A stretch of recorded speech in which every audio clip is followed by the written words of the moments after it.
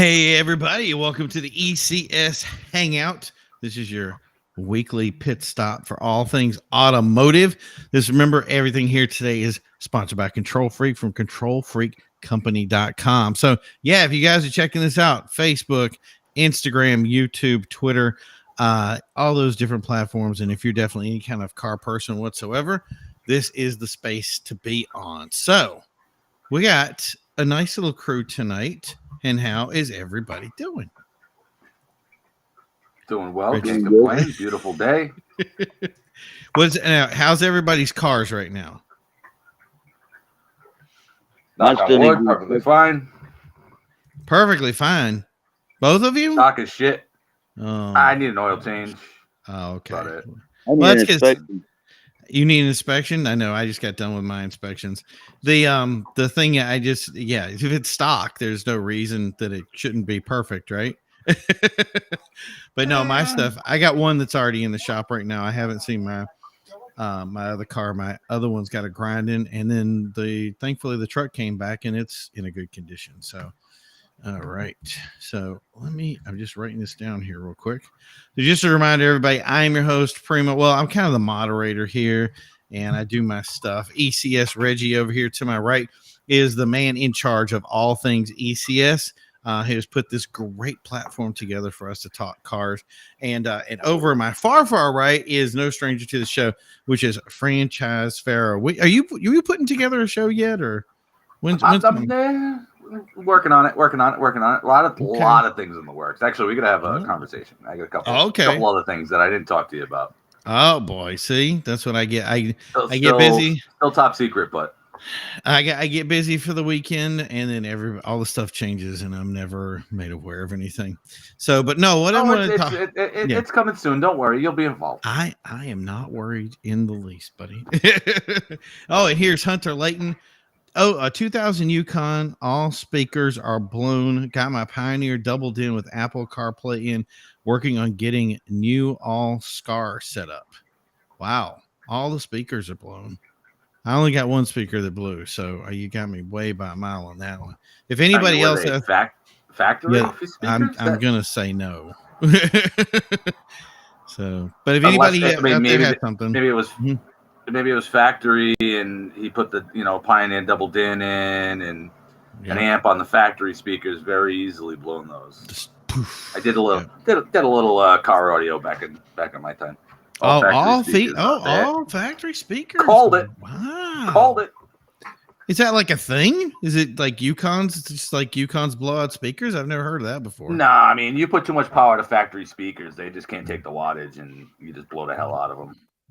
So, but it doesn't. The factory speakers, that explains a lot. Whatever's, Well, how many people have actually taken stock systems and upgraded their speakers? Is that like a thing? So you're taking a stock head unit?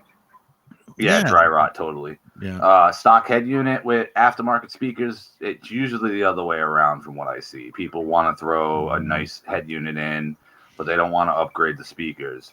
And they'll throw an amp, or even just running off of the head unit itself. I mean, some of these head units these days, they're doing the 45 watts or more, probably since the last time I looked. It's been a while.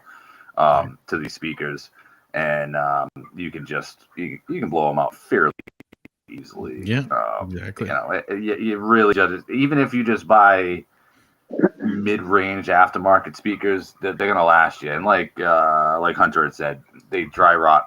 They just dry rot. I mean, we're talking 2000. So yeah, my Genesis speakers have lasted forever, and I'm wondering. I don't have anything extra on them. I never did much really with sound. Whenever I blew something out, I just had it replaced, and I really didn't ask much questions with it. But a lot of these guys they talked to me. But I think that's the thing that kept me out of sound, was that I knew how much it was. And the other thing too is the sound stuff is what I do internally, like playing music and doing shows and stuff like that. The soundboard is your big deal. It's a different kind of, I can control this. You know what I mean? I've always wanted to upgrade the head unit in the ATS to one of the Tesla head units, which it's just a gigantic 12-inch touchscreen, and they're not bad, but I don't know. I don't know. If it ain't broke, don't fix it. I mean, it's got a 8-9 speaker Bose system in it now. It's loud enough. I'm deaf as it is from too many, too many shows and too much loud music. So I don't really need all that extra. And Hunter says I got to have my driving music. So it's always good to have driving music. I can't live without that. Yeah. I've gone more to doing shows now too. Like if you want to get caught up on a show or YouTube or something like that, especially when it's talking, you always have that area to kind of plug it up. And I got the Bluetooth. So you just sit your phone down and press play and you're good. You know what I mean? So it was always great to do like Audible and junk like that. Whatever you wanted to learn, something, you just let it play. But yeah, so if you guys have any other statements, comments, anything you want to do, remember there is a chat area. It's in Facebook, it's in YouTube, it's any of that. Make sure you chat in that area. And obviously, if there are people that want to come on, we would love to have you on the panel to talk about this stuff. And this is something that I think is really passionate, not just to me, but a lot of people talk about this. And so recently there were big changes when it came to EPA. If you guys know SEMA Sand is kind of the lobbying area of what do you call it? Basically like the U.S.'s legislation. So they go to senators and House of Representatives and anybody like that, and they will basically lobby them and say, hey, this is what we want for laws based on our cars. And so a lot of things changed recently. 2015, the EPA decided to make it a regulatory way. They started moving towards not being able to change a car into a race car. So there are people that were saying, I'm racing on the weekend and I'm driving during the week. EPA didn't like that. They got all junked out about it and wanted to change everything on it. So they started to do stuff. The SEMA Sand went in and devised this thing called the RPM Act. And we'd been fighting that from 2015 to 2000. Now currently we're still fighting it. But something changed is all these diesel shops were getting sued for just upgrading different computers the way they did. I won't go into the details on all that. There's diesel guys that can talk to you. Some people will say it's bad. Some people will say it's good, whatever. It's beside the point. What ended up happening was these guys got fined in the millions and I think possibly billions of dollars for doing the stuff that they did. And I just didn't think it was fair. And the other thing is the Supreme Court basically agreed with us, because when West Virginia went in recently to the Supreme Court to say that the EPA can't legislate away their ability to process fossil fuels, the Supreme Court said, nope, it has to be done from a legislative standpoint. You guys just can't make rules and just figure that coal or natural gas or whatever like that has to go away. Now, the trick to that is the second SEMA Sand saw that, they jumped into action, went over to, basically just started their process of trying to get litigation back so that they could say, look, the RPM Act has to stand. EPA can't regulate race cars. Everything was going to be great. Well, the problem do you guys remember this new, recession-proof bill that just got put out that was supposed to stop inflation? Yeah. Did you notice it had $864 million or something like that dedicated to environmental stuff? Yeah, lot of they slipped in a bunch of climate control and everything into this bill. So try to supply us to us. Oh, we're gonna fix the recession. All right, sure. Right. So basically what it's trying to do is it's putting us back to square one, and it's giving back the power to EPA to now legislate us back into oblivion. So my thing is I really want to talk about this between everybody is, and I wrote an article. It's going to be out soon. That is about, we're not the bad guys here. And everybody keeps saying that the automotive community does this. And what I really hate, and it really irritates me, is that we do it to ourselves. We actually say things like, well, the diesel guys did it wrong, or these guys did it wrong. And the reality is we've been under attack since as long as I've been alive. But people just, it's a long time. You know what I mean? Like, yeah, exactly. But yeah, that's like for instance, 87 was the bill that created the so that you couldn't import a Skyline anymore, the gray market. And that was Mercedes lobbying to get things to be changed. So I want to know where this thing goes in the future. And what do you got? Do you guys think that it's the goal is to basically just legislate everything away when it comes to what we do as car people? Is it to, and the thing is I know legislation out there that's actually moving towards actually just, okay, now you just have to Uber and call your Uber and Lyft. Nobody actually owns cars anymore. They're self-driving. We see manuals disappearing.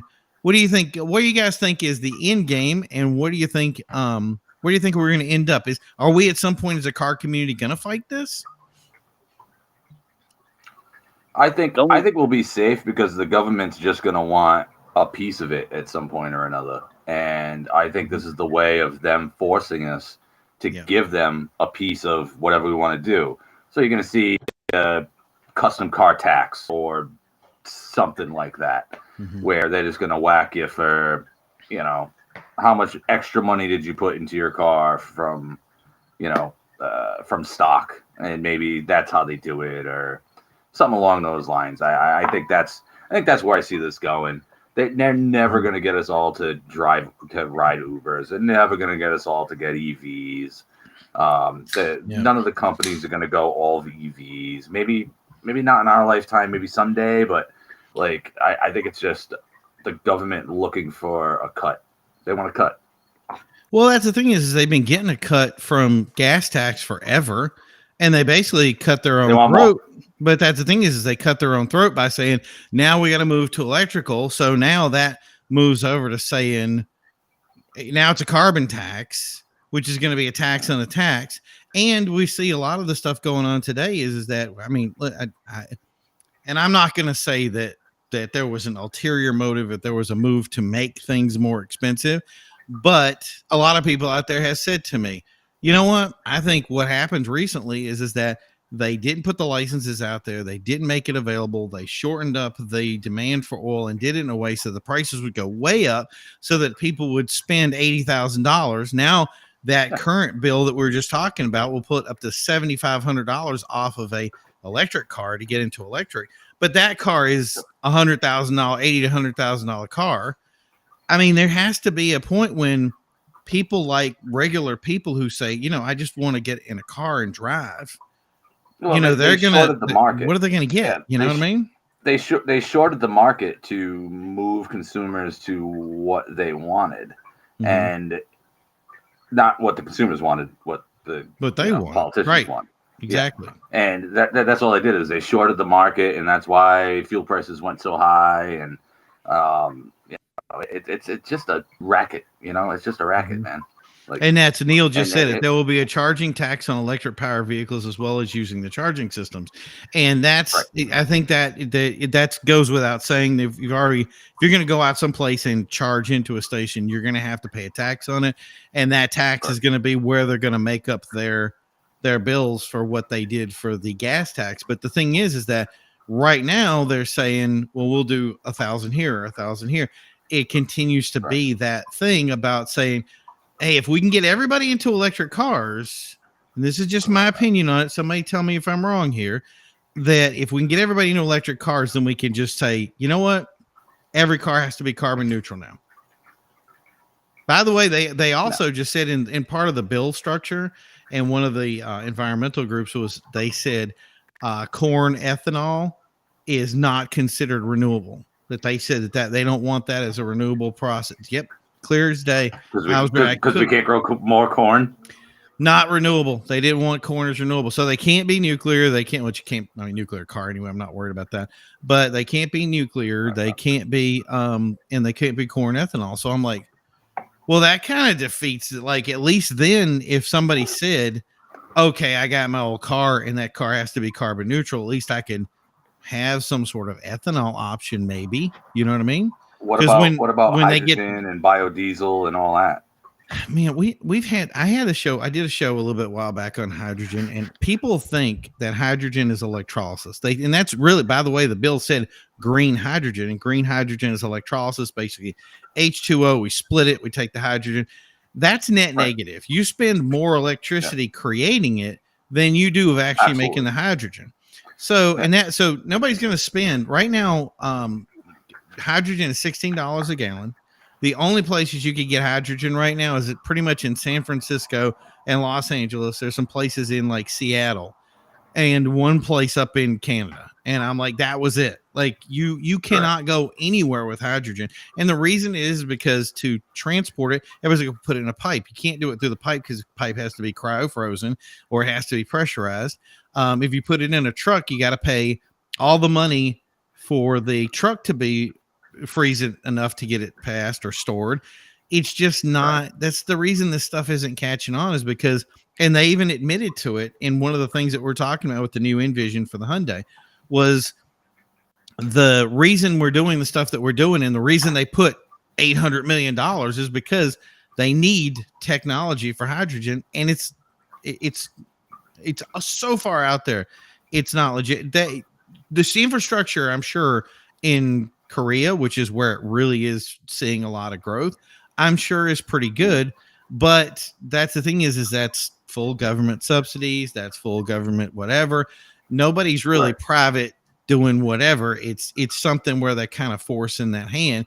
Here, you got to get somebody to say, hey, you know what? I'm paying $4 a gallon. I would really love to pay $16 a gallon. And that car makes really about, let's say, 60 miles to the gallon highway. So relevantly, let's say 45, I think it was 45 city. That doesn't equate to 4 times. That's maybe twice the gas mileage. That's twice. It's 2 times. It's 2 times. So you're still technically paying $8 a gallon for petrol. So you're paying $120,000 for your car that, you know, and there really is only, by the way, since 2011, I think the number was 42,000 hydrogen cars in total have sold. So it's like, this is not some burgeoning thing where everybody's just jumping into a barrel and going, yeah, we want hydrogen and all excited about it. And the reason is not because, I mean, you saw the Envision. I'd be excited to have that car. They saying it's making like 600, 700 horsepower, maybe 1,000, whatever. Yep. That sounds really exciting. Can you get it to me? No, you can't. And there's, I mean, at least there's parts when you buy an electric car that if we wanted to go, you and me said we're doing a road trip. We're going to start in Maine and we're going to go all the way to California. We cannot make it. There's spots that just you're going to have to find a way to get from point A. Yeah, you're just not going to, you're going to have to tow it on a diesel flatbed. Right. To get it to the next stop. So they've kind of defeating the purpose. So they've admitted the infrastructure things. The problem is that I'm scared when they finally meet that up and they say, okay, we got it all electrical. We're going to make gas instead of $5 a gallon. We're going to jack it up to $10 a gallon. We're going to tax the crap out of it. And then what we'll do is we'll just force everybody out of their gas powered cars. And now what are you going to do? I mean, so look at how they did smoking. It's just going to, it used to be, I was paying, was it, let's say, ready for my age, $3 a pack or something like that for a pack of cigarettes. I think most I paid $5. Like 2 something.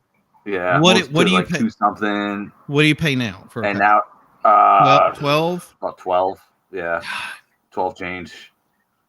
And that's all tax. 12 change. It's like, what is it, like 50-60% tax or something like that? Tax. Because it's an addiction. You know that you have to have it, but you don't have to have it. So nobody fights to say, hey, you know, those guys are overtaxed. You should stop taxing the smokers. They have issues. Right. So, but that's nobody cares about that shit. Right. And the thing I keep seeing is everybody thinks that what we do is they think that, and I'm going to argue this, that what we do is a privilege. And I'm just going to say, I think that our ability to choose the car that we want and drive what we like is a right.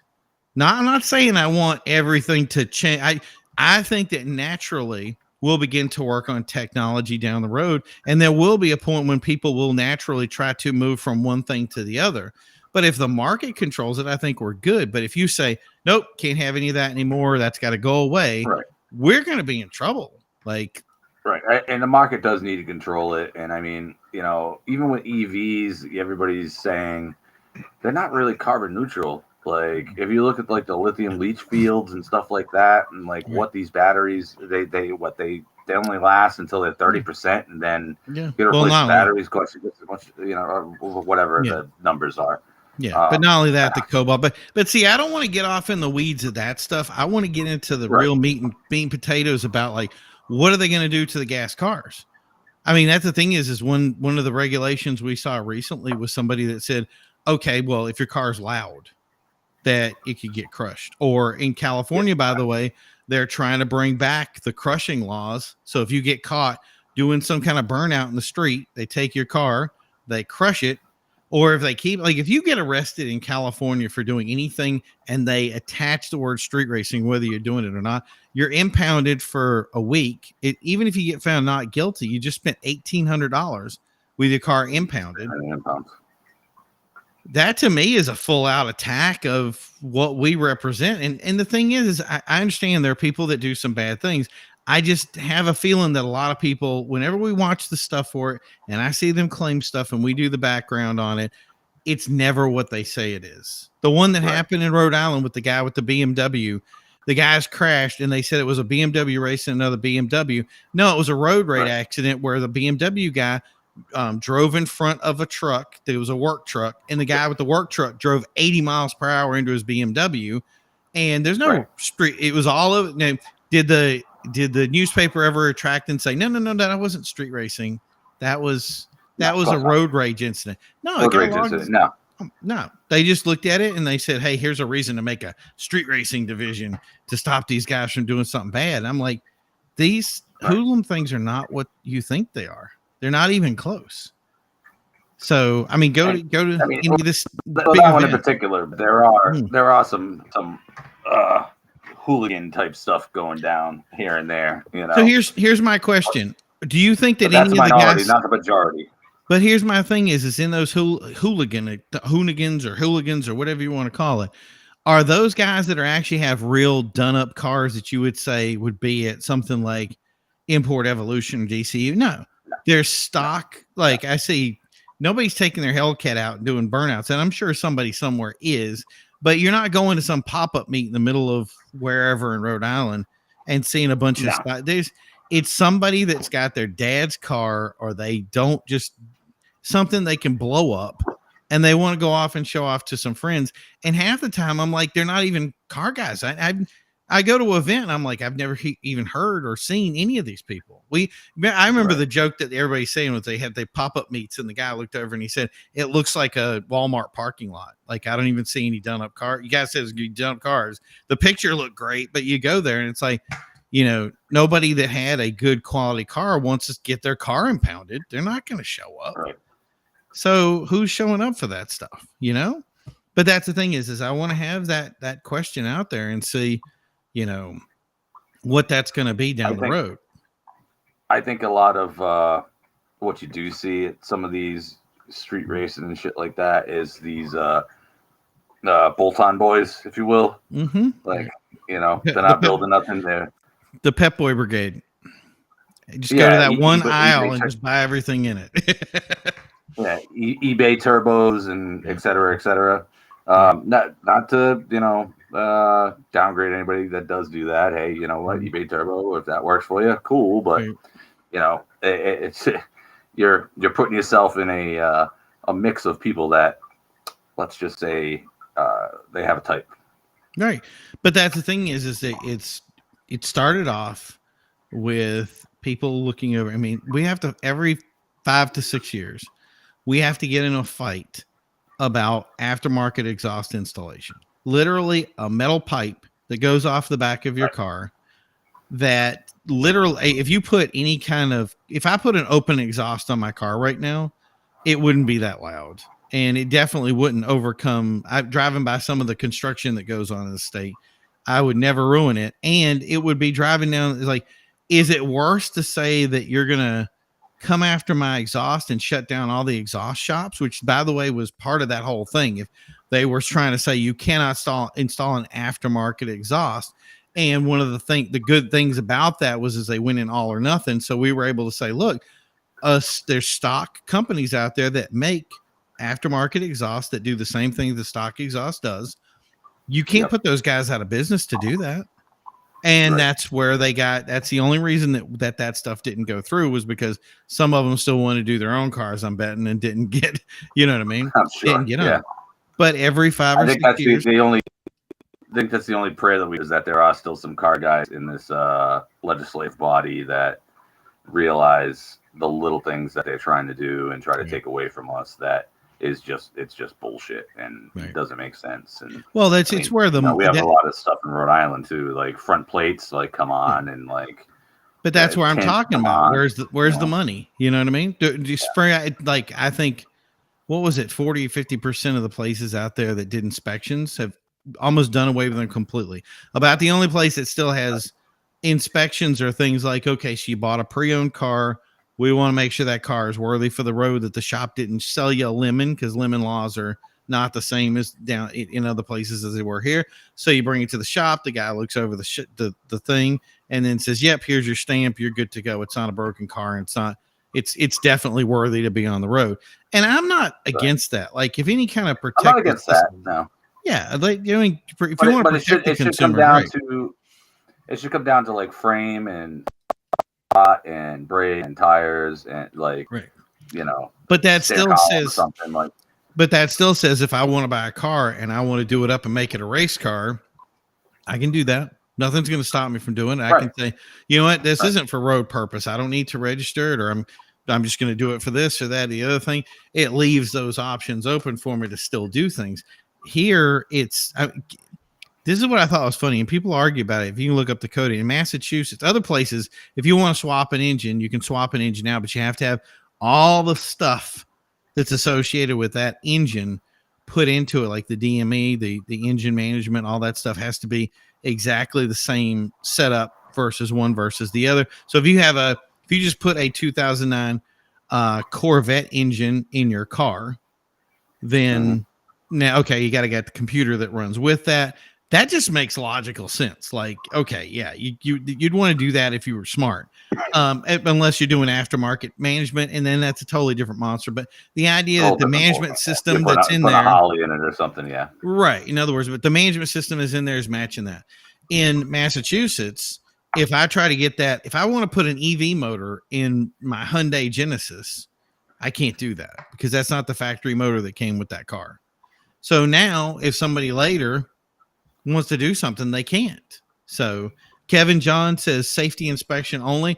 That's the thing is what we're going to see is people are going to try to do away with safety inspections because our cars are safety, but they are not going to do away with the EPA side of it. And I think that's only going to get worse because that's what they're trying to target. I think the main goal is to make sure that every vehicle that is on the road in the United States, because they can EPA can regulate it federally, is what they're trying to do, can say that they have to meet certain emissions. And the end goal for EPA, the only way to wipe the street with all the stuff is to make it zero emissions. That's what you see in every place else except for the US. And the only reason we're doing it is because we set up our system to protect the consumer, to be able to say, look, you bought that, you owned it, we can't make you not drive it unless it's considered, like you have no wheels on it, you can't drive it like that. You know what I mean? It has to fall apart. But that's the thing is that if we do that in a way that EPA continues to up their game and they have to use inspections, and many states adopt EPA side, but they get rid of the safety stuff, that's where you see the flip happening. And now I bought a used car. It goes to the shop. They plug the thing in. Oh, by the way, you have a little CO2. That's enough to flip it. You can't use that car anymore. It's going to be show car or weekend purposes only. And now every car out there, the only car you can use is 25 plus years old, and where you get the gas for it. Because now, like they were saying, you carbon tax, you got all these other, now it's $16 to do gas. Now that hydrogen is suddenly, $16 for hydrogen. Well, I can wing that. But it still zeroes out. Do you see what I'm saying?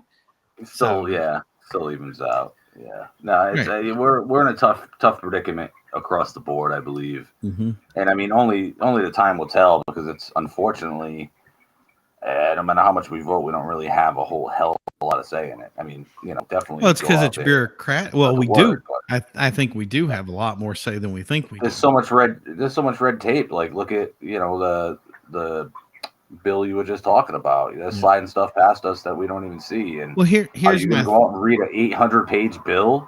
Well, that's the thing is here's my thing. I'm not. You gotta find somebody who is on your side, who is not interested in. But the thing is there's a certain control factor that's going on right now. We all know where it's coming from. That is the way things are swinging one way or the other when it comes to who's going after this EPA thing, who's endorsing that bureaucracy. And that's the thing is once, yeah, you're right. Once it becomes bureaucratic, we can't control it. But if we took the necessary steps that we could now to vote the right way and do what we need to look at the guy that you're voting for and ask them, how is my vote going to affect my ability to drive a car in the future? Then we could vote in a certain way. And I think we could move the vote. And I think it only takes, it varies on numbers, but certain areas it's 6 to 20%. That's all you need is to get some people on your side and say, hey, when that law comes up or when that infrastructure bill comes up and there's something in it that says it's going to prevent us from having race cars in the future, make sure you don't do that. Life in the passenger seat, first time watching your live on YouTube. Haha. Welcome to the party. Thank you for coming out. We are all about car stuff here. We're all talking. This is kind of out of our wheelhouse from some respects, but I think it's perfectly in everything that we always discuss today. And I think it's important because one thing I don't think that we're realizing, and correct me if I'm wrong here, is that we are slowly but surely being hacked away until the only thing we have left is self-driving Ubers. And the thing is I've seen the legislation. No, I don't even trust people driving the Ubers. Never mind Uber driving itself. Right. That's my point. Yeah. Well, that's the thing is I don't know if you guys have ever seen it, but there's certain areas that have said, we want to have a town that's driver free. So you can't have any cars in the town. And there's certain, look it up, man. It's on YouTube. And in fact, I think it's hilarious how many times they push it as being, it's so peaceful here. You don't hear the loud exhausts. You don't hear all this other stuff. I'm just like, really? You don't hear anything? Like I am wholly unstable. I think that's dangerous, honestly. Like not hearing a car. If I'm crossing the street and in this day and age, you got one of these in your hand and you're not paying attention.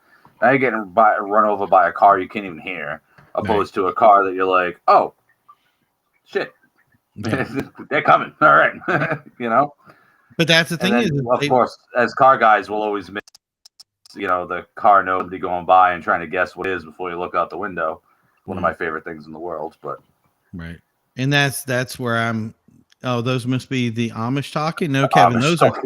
The funny thing is these are just regular people who have, and that there used to be a board and it was like a mom's organization. I wish I could remember the name of it.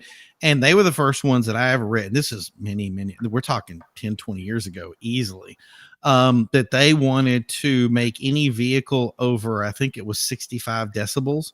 So if your radio was a certain amount or could be read from, I think it was 10 feet away from the car and it read at a certain level and it was real low, they wanted your car to be crushed.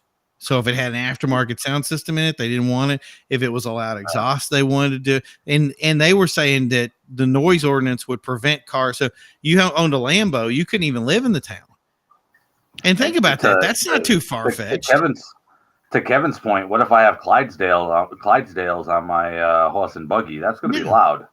Yeah, well, not only that, but I mean, think about them. They have to wear a diaper, and I mean, how much of this are we taking a step back? You know what I mean? Like, but that's the thing is that's what some of these people want. I mean, you do realize that Boston was one of those places that they were trying to say the only vehicles that were allowed in the city were going to be vehicles that were Ubers or Lyfts or public transportation or any of that. That bill has been. The only reason they don't get it passed is because there's something that's a little roadblock that gets in the way. But don't get me started on Boston. There should be no cars in Boston. It's a bunch of cow pats. It was actually a bunch of cow pats, actually. I know, exactly. Create real roads. The funny thing is that I used to love going up there with the old BMW GPS. And it would get completely lost. It was like, are you above ground or underground? Where are you? And right, you go up there with an old Garmin. It's still looking for like the above ground things. Yeah, no. You had to know where you were. Let's not talk about it. Let's go. Let's Yeah. say New York, like because you can actually. That same thing with them. They wanted, New York doesn't want cars. They want to get rid of all of it. So John Taylor of Florida just put in a law: any car stereo or loud music over 25 feet, they can give you $180 ticket for the first time. Think about that. Now, what happens if they say, we're going to update that law to say in Florida? Yeah, in Florida, buddy. So that's not. I thought it was still the free. I thought it was still the land of the free down there. No. Well. When it comes to good stuff, but we got to remember. See, that's the thing that people don't realize is that a lot of people see us, and it's not being done by anything that we deserve. I have never driven my car or blasted my stereo at 3 a.m. or done any of that stuff. A lot of people, none of you guys have. I mean, there are some guys that have revved it once in a while, but for 5 seconds, no, you didn't hurt anybody. But I'll blast my radio, windows open, sunroof open on a main road or on the highway. When I pull into a neighborhood, it goes right down. But I'll hear the same. And my car's not loud either, but. But I'll hear the same guy in some old car that will come up to me and say, "Oh, those guys are the problem." And I was like, "Wait a minute, you drive an old car. I don't care. I understand your 57 Chevy is a V6 and it sputters its way. You don't have a glass pipe, but some of these guys do have some nice cars." And they're the ones that are driving down the street. Look out. Look at it. The cops are here. Straighten up, Pharaoh. Unfortunately, you got me at the right time, too. Look at this. Nice. What's up, man? How's it going? Everybody? Well, introduce yourself to everybody so they know who you are. Denny Mac, the one and only. And what, you have a car club or something that you're part of, or? I had a car club, used to do the whole car club scene, but life happened and now it's go at my own pace. Yes, exactly. Well, see, have you been watching the show, or is you just jumped in, or you not know what's going on? I just got here. Okay. For the evening. I've been here several times before. So what we've been talking about is basically the idea of a lot of these places their purpose is that they are trying to legislate away cars. So the new infrastructure bill that they have over here that just came out, the EPA had been regulating things out so that in the Supreme Court said you can't do it, can't regulate that stuff. And then the new infrastructure bill, which is supposed to, prevent from having a recession, now actually has stuff in it that is in a way so that the EPA can legislate things. And that's the thing is it really is putting it back in the hands of saying, so for instance, can we build the RPM Act that SEMA has been pushing is the ability to change your car into a race car and be able to race on the weekends and drive during the week. EPA didn't like that. So there's different things that's going on with that. And what we're talking about, and I think this is the goal, and this is maybe I'm crazy about this, but this is what I've seen, is that the goal down the road is to completely ban cars entirely. Everybody can only use Ubers and Lyfts, and the idea of the aftermarket car, they hope to just completely destroy it. Do you have any input on that? I don't see how that's going to work because somebody from Uber, Lyft, or any of these ride shares, they're going to have to own the car. So how is it fair for them to own a car, but I can't own a car? Well, see, that's the thing is right now, one of the big things that they've been saying to people is, you know what? I understand the gas is $4 a gallon. Let's put with this new bill, $7,500 off of the price of that $80,000 to $100,000 vehicle. Now you don't have to have that car anymore. You can go get your electric car and you'll be okay. What do you think about that? I'm going to kill dinosaurs to the day. Me and the EPA will go round and round and round and round. Yeah. But that's the thing. I see not everybody's going to be able to afford those electric cars. Not everybody can afford a Tesla. Not everybody can afford the Chevy. Which one is it? Volt. The Ford F-150 that's now all electric. GM's coming out. They're all electric. Yep. But at the end of the day, those price for those cars is still the exact same price in most places for that gas guzzler that's getting 18, 19 miles to the gallon. But I think the purpose of that whole, like, okay, so for instance, and this is what I think people have been missing. So everybody, like, okay, for Massachusetts, we've now been told that by 2035, new cars cannot, when 2035 hits, new cars can no longer, they can only be electric. So after 2035, you can't buy a new electric. And there's a lot of different places that are doing the same thing. And they're really following what I call kind of the European model on it. So places like Germany, UK, all those areas in there are making it so that they're going to do away with them. So as a manufacturer, places like Hyundai, for instance, just said, look, we're doing away with our internal combustion engine department, and we're focused solely on electric cars. That stuff is coming. Like there's comes a point when you just won't have your car breaks down. That's the only choice. Now, if they can push prices of gas up or put a carbon tax or do any of that and push it up, or make it so that, the gas running engines are the minimal thing, then the EPA can just step in and go, hey, legislate it so that everything has to be carbon neutral. And if your car pings anything, and by the way, they don't want corn ethanol either. You can't have that now either. So no nuclear, no corn ethanol. None of that's supported. So what do you got left? Well, steam engines. I guess everybody needs to go start buying horses again. Well, that's what we were talking about. Oh, wait, there's a city ordinance here. You can't have livestock in the city limits. Mm-hmm. I'm pretty sure I can ride a horse through Cranston. You can have chickens. You can't have horses. You can have chickens. You can't have horses. Honestly, a quick story. Horses are assholes. I was doing a job on a farm one time. Chickens are assholes too, but they're tasty. Horses are assholes. I was doing a job on a farm one time, and it actually bit the front of my truck. Like, I had like horse teeth marks on the hood of my truck. I wanted to kill that thing. You shouldn't kill a horse or anything like that, but like. Did you put something on the car? Was there something in the car the horse wanted, or no? We were there every day. That horse was just. He wanted that ass. That's right. He wanted ass. He wanted that 2000 GMC Sonoma hood. He wanted that for himself. Right. Because I kept driving across his little pathway. He would run, but I had to. That's what a gate was. You know what I mean? But yep. Stuff with Cletus just showed up and said, "Hey, I also want to do this." And Kevin just says, "I'm in a custom van club. Where would that leave them? I'm unaware of electric vans," and that's true. The van guys got nothing. Like they're just they got a partial. Chrysler came out with the partial Pacifica that's electric for minivans. I know Volkswagen for a while had in the talks of an all electric minivan, but I don't even know if that came out or not yet either. I think Volvo has some vans that are all electric. I could be wrong. I make stuff up. Well, I'm sure somebody's going to be. That's the thing is I wonder where Kevin's going to be. Correct me in the comments if I'm wrong.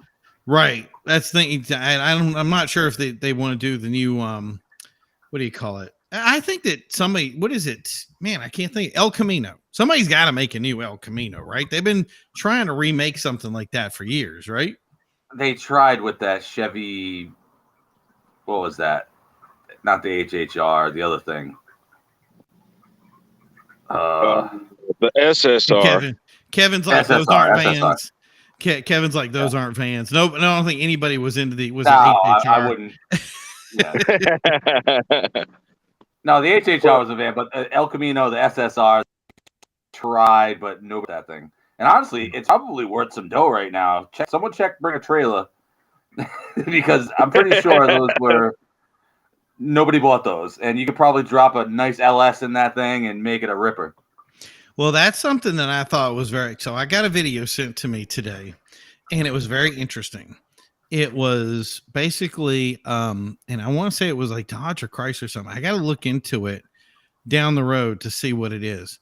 But what it was is that it was almost like Dodge, because they're getting rid of the new cars in 2023. They get like no No more Challengers, no more Chargers, none of that stuff, and they're going to go back to pushing the dart for whatever it is. Allegedly. Right, but what they were saying was they have bodies that are available, or frames, or however the setup is, and it was like $7,000 for this, but it didn't have an engine. And I remember I kept telling everybody, kit cars are the next big thing, because even if they say you can't sell electric cars, there's nothing wrong with selling you the parts. That's why TRD didn't put superchargers on the cars that they had from the factories, because they wouldn't have to crash test them.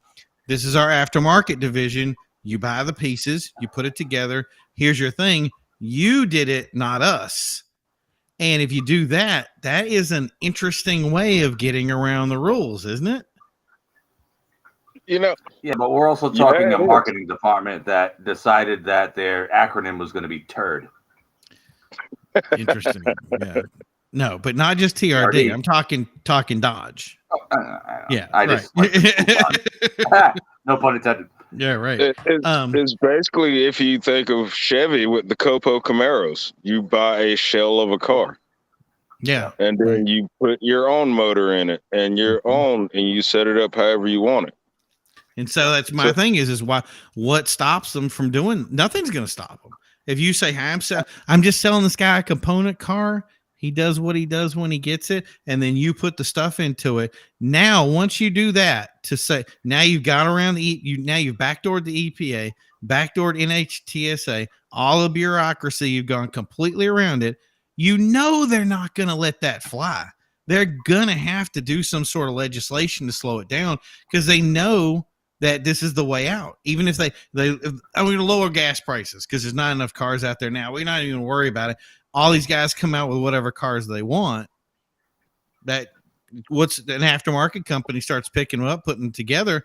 Now you got a whole new dealership working with it.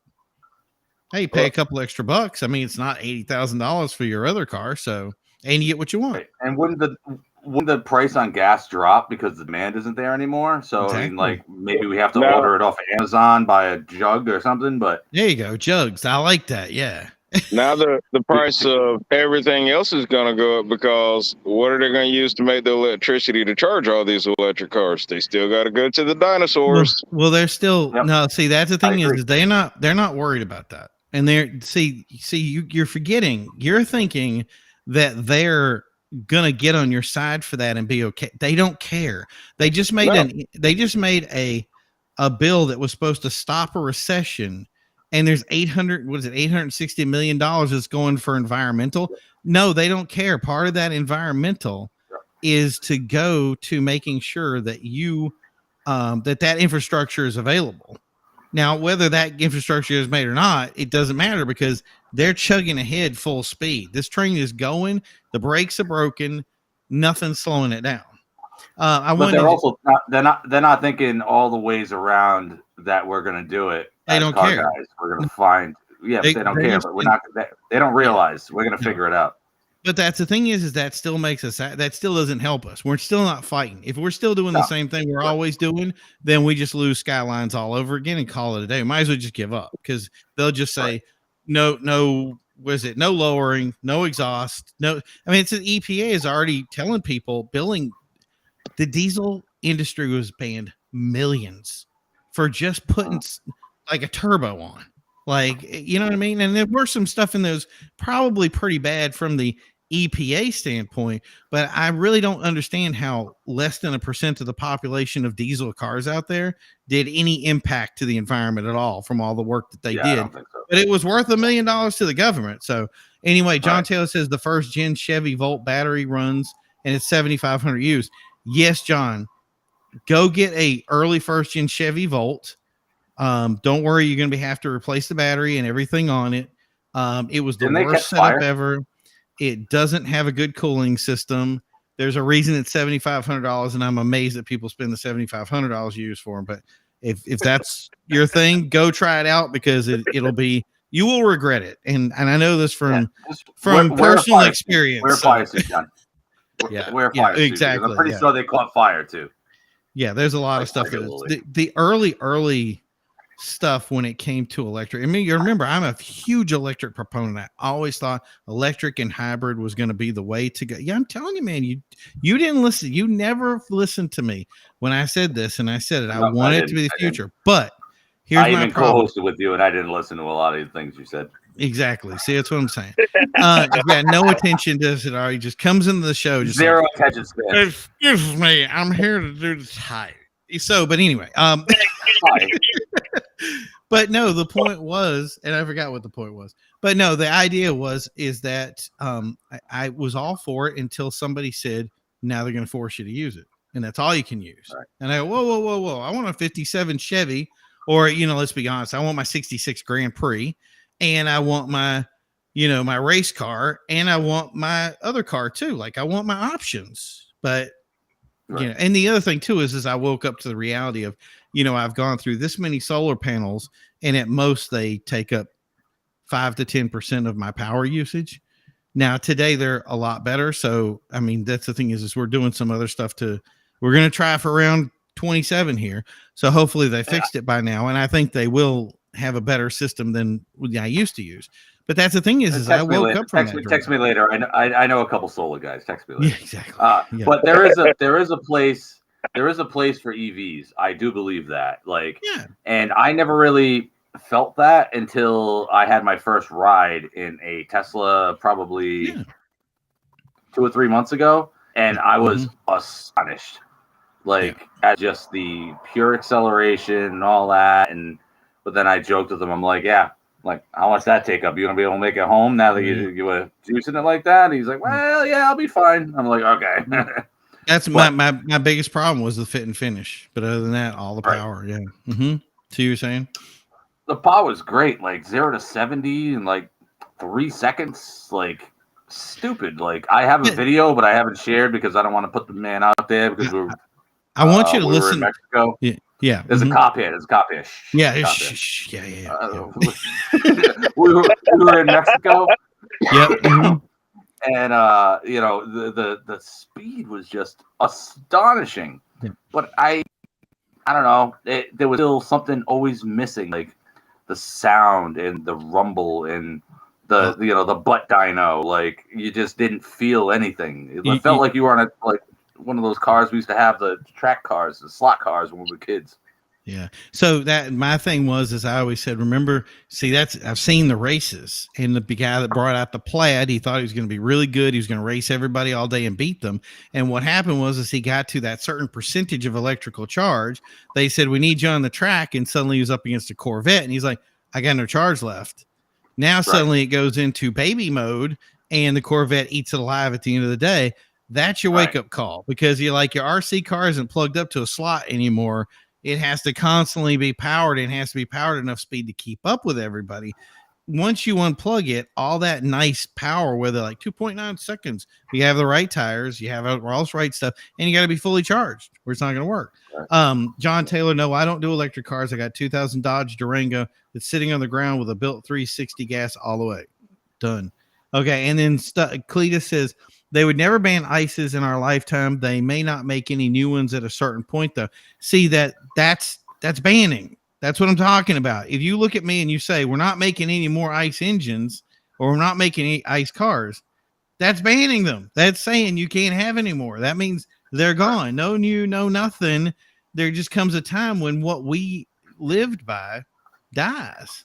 And I don't know. It's the thing is it's electric is a lot about, especially, and this is the thing I learned when I did the research with hydrogen. It really broke my heart, because I'd wanted hydrogen. I was introduced to hydrogen in, I want to say it was 2003, 2004. I was really excited about it. Now I started doing because they tell you all this great stuff. It's done with their electrolysis. You can swap bodies on it and have any car that you want. And you have 4 bodies. You want a pickup truck, you get a pickup truck. You want a sedan, you get a sedan. Well, guess where they get the hydrogen from? Steam methane.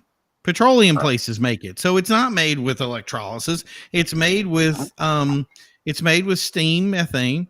They take that out, and what are the things it makes? Carbon dioxide, and it makes carbon monoxide. And I love that even when they said it still makes carbon dioxide to make the hydrogen out of petroleum companies, they said, well, it just makes a little. carbon dioxide, the thing that made the smog and made all the problem was the carbon monoxide. That's the part we wanted to get rid of. This like, dude, are you missing it? 96%. If you put a little bit of anything, we only make a little bit of carbon dioxide, but all the cars on the road make it. And you guys said that was the problem. Well, you're at 96% now. So what is it? 5% of the cars or whatever on the road are electric. You should be happy then, right? No, you're not happy. You want to get rid of all of them. And now you can't make new ones. But nobody's going to fight that. And the other thing that I think about that I think is crazy is that there comes a point when they continue to do the legislation that they do it in a way that says no more this, no more that. The goal at the end of the day is to ban cars. And unfortunately, we keep saying the same thing. Oh, they're never going to ban ICE. They're just not going to make any new ones. If they do that and they put the position in and they said, look, there's 5 guys out there with some gas cars. Let's just ban them. Those 5 guys have no fight. They don't have the ability. You got to remember, if it takes how few people have to own that done up car where you can't move any legislation anymore. That's it. We just, you know what? EPA, we're just going to ban all the stuff. And now you can't have aftermarket this. You can't have aftermarket that. You can't. Oh, diesel's too dirty. Ethanol corn, that's too dirty. They're saying this stuff, and it just comes to a point where we don't fight it. We just say it's not going to happen in our lifetime, and then we have nothing left. And it happens by 2035. So, and that's we're going to see a lot of changes, and I'm really afraid that the automotive world is going to sit on its laurels and continue to say, no, it's not us that's the problem. It's those import guys. No, it's those guys with the loud exhaust. It's the dudes with the loud sound systems.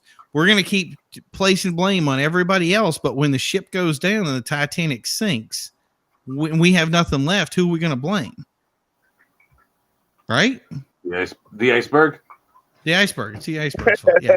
You know what? No, I'll do what the other one was. It's sorry, just no, it's true though. You're totally right. Like, it's going to come to the point. It's those guys that they voted in back then. Those guys weren't thinking about it, and blah blah blah. It's nothing we could do about it. It's we have the opportunity right now to make a huge change in the things that are out there, and all we have to do is be aware of them and actually spend 10% of our day write a senator, right? SEMA even has the documents pre-made so that if you want to support the automotive world, you go in, you fill out the little form. It even tells you who your representative is, and it'll mail it to them. It'll email them, or you can print it out and mail it yourself if you want to. It even has you can put the envelope on there. And so they've made it as easy as possible for us to band together and just be a team. No matter if you do drive a clapped out Civic or a supercharged X, Y, and Z, this, that, and the other. Just go in there and we have to stand up for what we want with our vehicles. We're a bunch of car guys. Just go in. Go there and just click a couple buttons. You can do it on mobile. You can do it on desktop. You can do it while you're taking a poop, whatever. On the throne. On the throne. The Toyota Racing Division guys. Yeah, the turd. I'm gonna be saying turds for the rest of my life now. Thank you for that. I was sitting in traffic. and I saw TRD, and I'm like, who was the marketing guy on this? Right. It's funny that I never saw it until you just said it too. Now I've seen it. I can't unsee it. I'm going to read this from Cletus. It's just not possible by 2035. Even if they started today, the infrastructure won't be there unless its nuclear diamond battery is released by then, because you won't need to charge it. Now, here's the thing. You have to remember, this train has already sailed. It's already chugging down. Can you respond to that guy and tell him you got to respond to that? 10-4. I already did my response. Yeah, he's like, I'm off the thing here. Click the button. I'm off. Excuse me, guys. I'm out for the guard. No, but the thing is this train is already chugging down the tracks. It's already in every bill that comes out. There's always something in it that's climate oriented. There's always something that's going to be in it to say we can do this by 2035. If China can do it, if Germany can do it, if the UK can do it, we can do it. And I understand that we're not the same. I understand that we're a bigger country. I understand that we don't work the same way. You can't just come out and just say it's a law and this is how things are going to do. I get that. What you're missing is they don't get that. They think we can jack up all the prices, make it a carbon tax so you can't afford gas, and you guys will just give up and go buy your electric car and call it a day. The thing that you don't understand is even if it's not possible, you're going to be stuck with those brownouts and the blackouts and all that stuff by 2035. And if you sit back and just say it's not possible and don't fight it, you're going to have to deal with we're all going to have to deal with the ramifications. So I can't. I'll take a little. But I'm just one person. I'll take a little electric tuk-tuk. You're going to tuk-tuk? Drive to work. What's a tuk-tuk? A little tuk-tuk. What's a tuk-tuk? It's one of those things that they have in China. They have a tuk-tuk? They use them for like tuk-tuks. I'm going to Google a 3-wheel. It's like half motorcycle, half bike, or half motorcycle trike little thing with a box on the back of it. Thing. Yeah, I'm going to add this because Starlink said corn also for the win. By the way, I want to say this. I said it before. In the current infrastructure stuff that the environmentalists are fighting for, part of their thing says that corn ethanol is not going to be included in any of that legislation that they pitch. So good luck with that. If we're doing corn, it's because we made it. And that's like trying to work. Yeah. You know what? I always remember. Do you ever see the meme with the old guy with the beard? And he goes, in 20, 30 years, this is going to be me. And he's sitting in the back and he's got the moonshine, but he's not making moonshine. He's making, what do you call it? Reggie. We're going to be using your moonshine for fuel for our cars. I wasn't even in the conversation until I heard the word moonshine. Somebody say moonshine? Yep, there you go. We get his attention. At least he's got his priorities straight. Oh, man. Well, it has been a great show today. Hold on. I got to do my thing here. Making sure. Okay, cool. My friend just bought another 750 BMW, and I'm wondering when he's going to sell me one. But anyway, it has been a great. No, it's not. Definitely not. It's V12, and it makes. Let's see. It eats through gas, kind of. If we had a tank and we just poured it out of the side of the car as we're driving down the road, based on the speed, it would suck it all out. That's about exactly how the gas mileage is. But yeah, great show today. I hope everybody likes it. I loved all the chats that we had going on here. Everybody's getting involved. I love the input. Whoa, Jason, the last minute here. That's the guy getting the 750. Hey, that's the stupid guy. That's you made it just that we were just closing out the show, but thank you for coming in anyway. Okay, Yeah, you know what? I'll go a little bit longer. You get to explain to everybody what you just bought, and go ahead. Oh, it's got 229,000 on it. It runs good. It runs good. Yeah. Well, Yeah, nothing. Even if it it didn't, you'd still be able to make it work, right? Yeah, I'd still probably buy it. Yeah, I got a sick problem. Yeah, but it runs good. And we're debating how long it's going to take you to actually, get one of those 750s over to me. You can take this one if you want, brother. Take it. This is how it works, guys. You guys. This is how it goes. 5,000 more than what he paid for it. Optional blinkers. Optional blinkers. No, optional. yeah, yes. They work. There's no blinkers on BMWs, is there? I know. That's why it's an option. It's an option. No, it's not Yep. on there. Yeah. Yep. I was like, I remember we always said that joke about no matter how useless you think you are, you're not a blinker on a BMW. So there you go. So Kevin goes, positive vibe for our friend Glenn from Drop Jaw as he is recovering. Yes, definitely positive vibes for Glenn. Hell yeah. Yeah, definitely big shout out there. So thank you for definitely putting that in. I'm happily read that. So we've come to the end of the show and the algorithm. I do want to thank everybody that came out today. Cats. And especially the kid. Look at that kid. That's a Maine Coon, isn't it? Yeah, that's Big Mac. I love that cat. Look at that. That is one of the nicest cats you'll ever have in your life. Yeah, no regrets. They're My big as a cat's horse. MIA. It is Black Cat Appreciation Day, and I don't know where mine is. She won't come out. She's very camouflaged. Well, she knew we were on, so she was like, "I want to flee from the chaos." Sure. But anyway, yeah, I want to thank everybody for coming on. The conversation today from everybody giving us input is huge. We love it. Remember that this is going to be going up. It is going to permanently be out there. It's going to be on YouTube. It's going to be on Facebook. It's going to be on Twitter. Reggie, it's everywhere, right? Everywhere. Like, share, subscribe. That's awesome. Yeah. So that's the thing is if you can continue to put comments on there and put something in, we'll be making sure that we follow up with any of those and any of the ideas. We love everybody that comes on to the show and becomes part of our thing. Remember, Wednesday at 7 p.m. every week, we're going to be here. So I'm hoping Jason's going to be back next week. All right. Hell yeah. Yeah, I want to appreciate the rest of the guests that we have on tonight. Reggie, do you have any input for us before we close out the night? Other than the fact that I'm going to hopefully be finishing up on the September print magazine this coming weekend. We got a lot of great shows in there, probably 12 or 13 major shows. The summer spinoff show in Massachusetts will be in there. Yep. A whole bunch of shows. Too much to list, man, but it should be done by the end of this weekend, hopefully, if things go well. Mhm. And I want everybody to subscribe to the YouTube page. As many people, share it to all the group pages. Yep. So yeah, that, Give me 3447. oh, 3447. go ahead, Copy, Reggie. copy. Now I can hear you again. Dennis needs to answer that call. He's got to answer. Yeah. I'm sorry. It ain't me. 10-4. I'll be right there, good buddy. Yeah. Can't Right. get it over.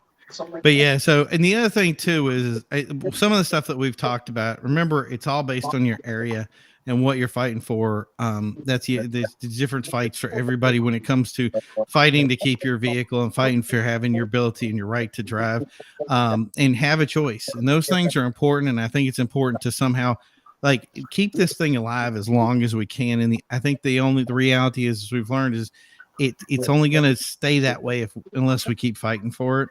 And I don't want people giving up, because people who give up are powerless.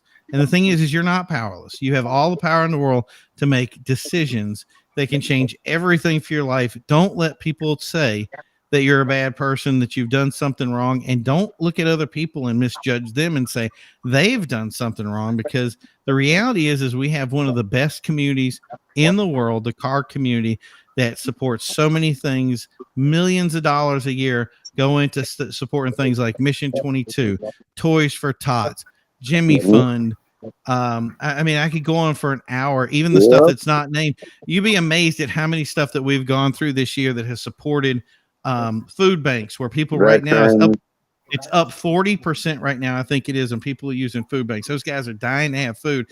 And it's because we've had food shows that's been collecting, that has thousands of people, and every one of those people either gives $10, $20. They give from their heart to make sure that this stuff can keep going on, and we're never appreciated for it. And I think that's, it's time. If they're going to if it's easy for them to take it away, then I think it's time for us to take the pat on the back that we deserve and move forward and try to make the difference and get united, get working together, be the car community we always need to be. Thank you guys for tuning in tonight. Remember, every Wednesday, 7 p.m. Don't miss out. We will be back next week. Again, thanks to everybody for coming on. We'll see. I hope you guys come back next time. I hope you guys in the comment section come back next time. Remember, controlfreakcompany.com. Check it out when you guys do. They have the awesome sponsor. Until next time, we'll see you next Wednesday, 7 p.m. Talk to you then.